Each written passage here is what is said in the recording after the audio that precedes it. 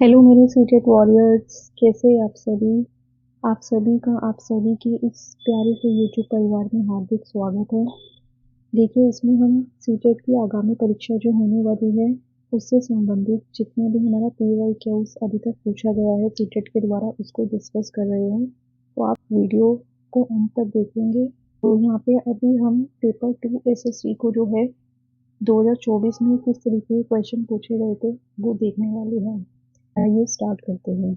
देखिए, यहाँ पे अभी जो है अपना 61 क्वेश्चन नंबर देखने वाले हैं। इसमें क्या बोला गया है, आपको मैच करने के लिए बोला गया है, ठीक है। तो मेरे जितने भी एक बार इंग्लिश वाले विद्यार्थी है वो क्वेश्चन को खुद से रीड आउट कर लेंगे, क्योंकि मैं यहाँ पे भी हिंदी में जो है उसका क्वेश्चन को रीड और उसका आपको राइट आंसर बताने वाली हूँ।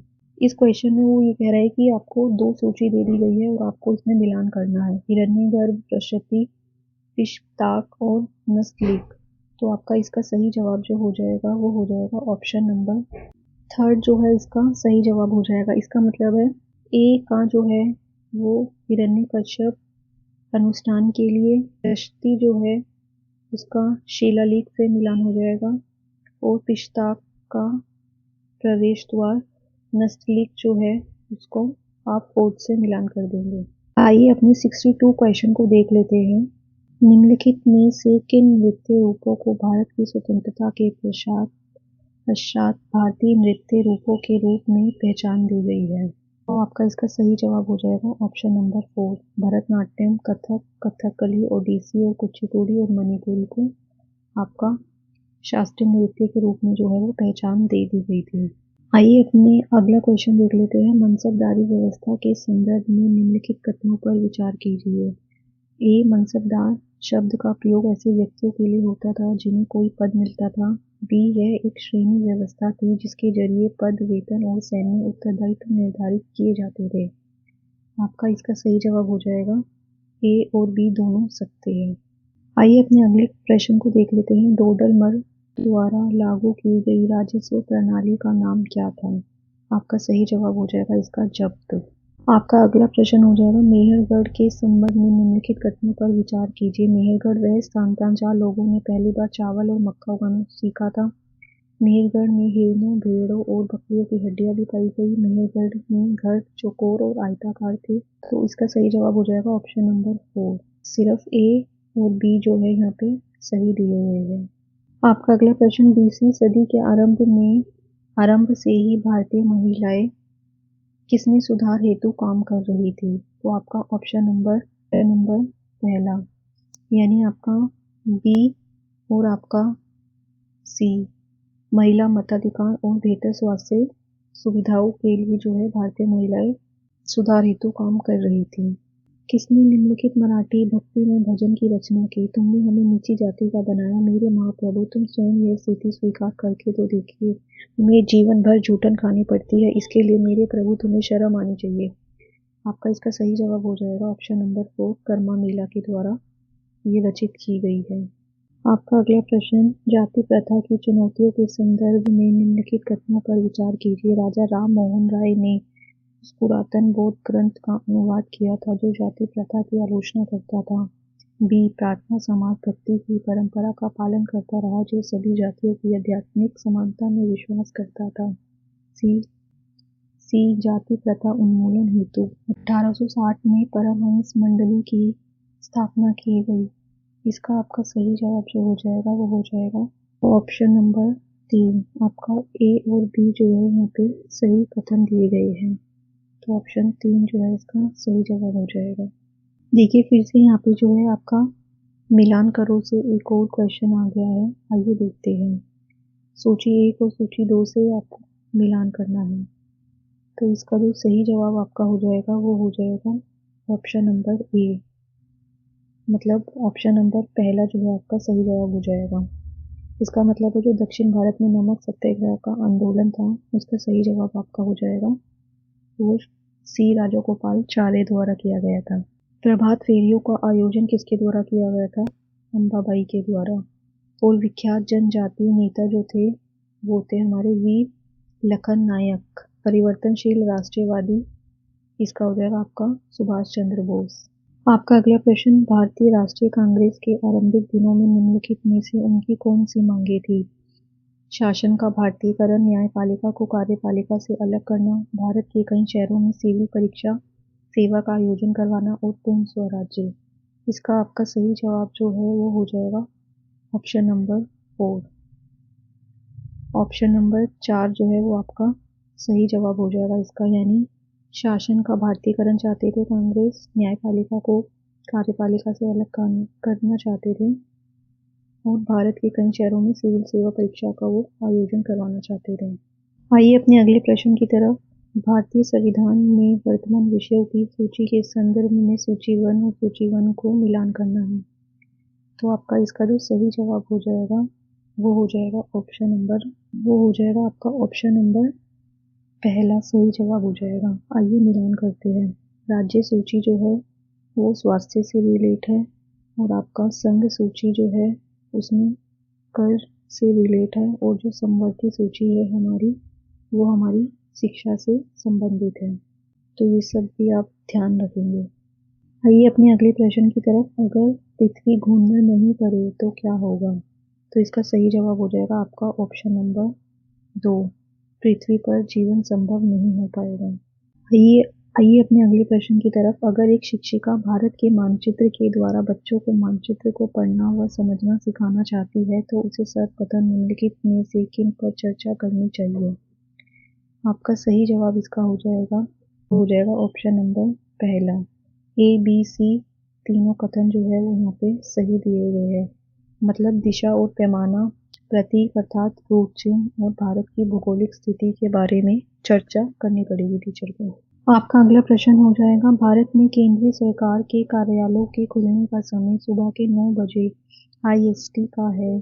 क्रमशः बेंगलुरु के पास 77 डिग्री 30 पूर्व देशांतर तथा अगरतला के पास 91 डिग्री 15 पूर्व देशांतर पर स्थित केंद्रीय सरकार के कार्यालयों के खुलने का समय स्थानीय समय क्या हो जाएगा? ऑप्शन नंबर 4 जो है आपका सही जवाब हो जाएगा, यानी सुबह के 8:40 बजे और सुबह के 9:35। आइए अपने अगले प्रश्न को पढ़ लेते हैं। निम्नलिखित कथनों को पढ़िए। कर्क रेखा और उत्तर ध्रुवीय वृत्त आर्कटिक वृत्त के बीच वाले क्षेत्र का तापमान मध्यम रहता है। आर कर्क रेखा के बाद के किसी भी अंशांक पर दोपहर का सूर्य कभी सिर के ऊपर नहीं आता है। इसका सही जवाब आपका हो जाएगा ऑप्शन नंबर 4। ऑप्शन नंबर 4 जो है वो आपका सही जवाब हो जाएगा, यानी कि दोनों ट्रू है। दोनों जो कथन है वो सत्य है, लेकिन आर जो है वो एक ही सही व्याख्या नहीं है। आपका अगला प्रश्न है, किस प्रकार की ग्रामीण बस्तियां मुख्यतः पहाड़ी क्षेत्रों, घने जंगलों और चरम जलवायु वाले क्षेत्रों में पाई जाती है? आपका सही जवाब हो जाएगा, इसका सही जवाब आपका हो जाएगा ऑप्शन नंबर पहला, प्रकीर्णन। आइए अपने अगले प्रश्न को देख लेते हैं। इस क्वेश्चन में आपको देखो फिर से जो है मिलान करने के लिए वो कह रहा है ई तरंगे, एल तरंगे और एस तरंगे आपको दे दी है। तो इसका जो सही जवाब है वो आपका हो जाएगा ऑप्शन नंबर पहला। इसका मतलब ए का सेकंड यानी पी तरंगे, बी का थर्ड, एल तरंगों का हो जाएगा पृष्ठीय तरंगे और सी का आपका हो जाएगा एस तरंगे, हो जाएगी हमारी अनुप्रस्थ तरंगे। आइए अपने अगले प्रश्न को देख लेते हैं। भूगोल कक्षा में निम्नलिखित में से किन अवधारणाओं को मानचित्र पर चित्रित किया जा सकता है? इसका आपका सही जवाब हो जाएगा ऑप्शन नंबर पहला, ए बी डी विश्व के महासागरीय बेसिन, जिब्राल्टर जल संधि और जुलाई माह में वर्षा। आइए अपने अगले प्रश्न को देख लेते हैं। निम्नलिखित में से कौन सा कथन स्थल मंडल के बारे में सही है? इसका आपका सही जवाब हो जाएगा ऑप्शन नंबर 2। यह हमें वन, पशुओं को चरने के लिए घास, स्थल, कृषि और मानव बस्तियों के लिए भूमि प्रदान करता है। अगले प्रश्न को देख लेते हैं। निम्नलिखित कथनों को पढ़िए। गर्म वायु हमेशा ऊपर उठती है और आर हमें दे दिया गर्म वायु सघन होती है। तो इसका सही जवाब आपका हो जाएगा ऑप्शन नंबर 1, यानी ए सही है और आर गलत है। ए सही है और आर हमें गलत दिया हुआ है। आइए अपना अगला प्रश्न देख लेते हैं। यातायात के साधन के रूप में सड़क मार्ग के बारे में निम्नलिखित में से कौन सा कथन गलत है? तो आपका इसका सही जवाब हो जाएगा ऑप्शन नंबर 2 जो है इसका सही जवाब हो जाएगा। लंबी दूरी पर भारी सामान ले जाने के लिए सड़क मार्ग सबसे सस्ता साधन है। आइए अपने अगले प्रश्न को देख लेते हैं। विश्व के 1/4 विद्युत का उत्पादन किस संसाधन के द्वारा किया जाता है? इसका सही जवाब आपका हो जाएगा ऑप्शन नंबर 4, जल विद्युत शक्ति। आइए अपने अगले प्रश्न को देख लेते हैं। निम्नलिखित कथनों को पढ़िए। पिट्सबर्ग एक समय में संयुक्त राज्य अमेरिका का महत्वपूर्ण इस्पात शहर था। आर्मेनिया पिट्सबर्ग में लौह अयस्क प्रचुर मात्रा में उपलब्ध था और कोयला मिनेसोटा की खदानों से आता था। तो इसका सही जवाब आपका हो जाएगा ऑप्शन नंबर पहला, यानी ए हमारा सत्य है और आर जो है वो असत्य है। आइए अपना अगला प्रश्न देख लेते हैं। निम्नलिखित कथनों के आधार पर सही फसल का चयन कीजिए। इसकी वृद्धि जलोढ़ मृदा में अच्छी होती है। उत्तम वृद्धि के लिए इसे उच्च तापमान की आवश्यकता होती है। इसे भारी वर्षा और आर्द्र जलवायु की आवश्यकता होती है। बांग्लादेश में इस फसल की अग्रणी उत्पादों में से एक है। तो उस फसल का नाम बताना है तो आपका ऑप्शन नंबर 4 जो है इसका सही जवाब हो जाएगा, यानी कि जूट। आइए अपने अगले प्रश्न को देख लेते हैं। निम्नलिखित में से किस धर्म में अम्बेडकर अपने उत्तरकालीन जीवन में धर्मांतरित हो गए थे? आपका सही जवाब आपका हो जाएगा ऑप्शन नंबर 4, बौद्ध धर्म। आइए अपने अगले प्रश्न को देख लेते हैं।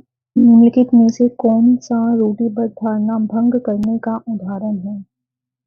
तो इसका आपका ऑप्शन हो जाएगा, इसका सही जवाब आपका हो जाएगा ऑप्शन नंबर 3, यानी ए और बी, पुरुष नर्स और महिला किसान। आइए अपना अगला प्रश्न देख लेते हैं। 1956 में भारत में राज्यों के पुनर्गठन की शुरुआत निम्नलिखित में से किस आधार पर हुई थी?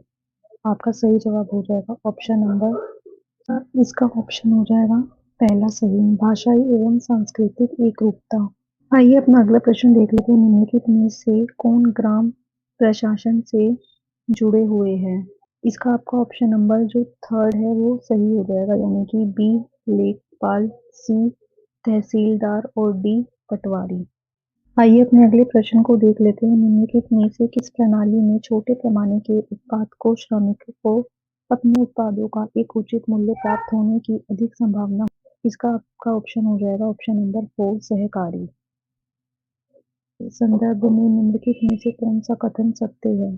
तो इसका आपका सही जवाब हो जाएगा ऑप्शन नंबर 2, यानी बी और सी हमें सही दिए हुए हैं। यह नगर पालिका अर्थात शहर की पंचायत यह निर्धारित करती है कि शहरी क्षेत्रों में समाप्त सप्ताह के किस बाजार बंद रहेगा। शहरी क्षेत्रों में सप्ताह के किस दिन बाजार बंद रहेगा, और ऑप्शन सी हमें दिया है प्राय अनियमित कामगारों को एक से अधिक कार्य अर्थात रोजगार करना पड़ता है। तो बी और सी हमारा सही जवाब हो जाएगा। इसी के साथ हमारी आज की क्लास जो है वो संपूर्ण होती है। और अगर आपको क्लास अच्छी लगे तो प्लीज़ वीडियो को लाइक करो, चैनल को सब्सक्राइब करो, अपने फ्रेंड्स, अपने दोस्तों, फ्रेंड्स, फैमिली के साथ शेयर करो। मिलते हैं अपनी नेक्स्ट क्लास में। Don't forget to subscribe this channel.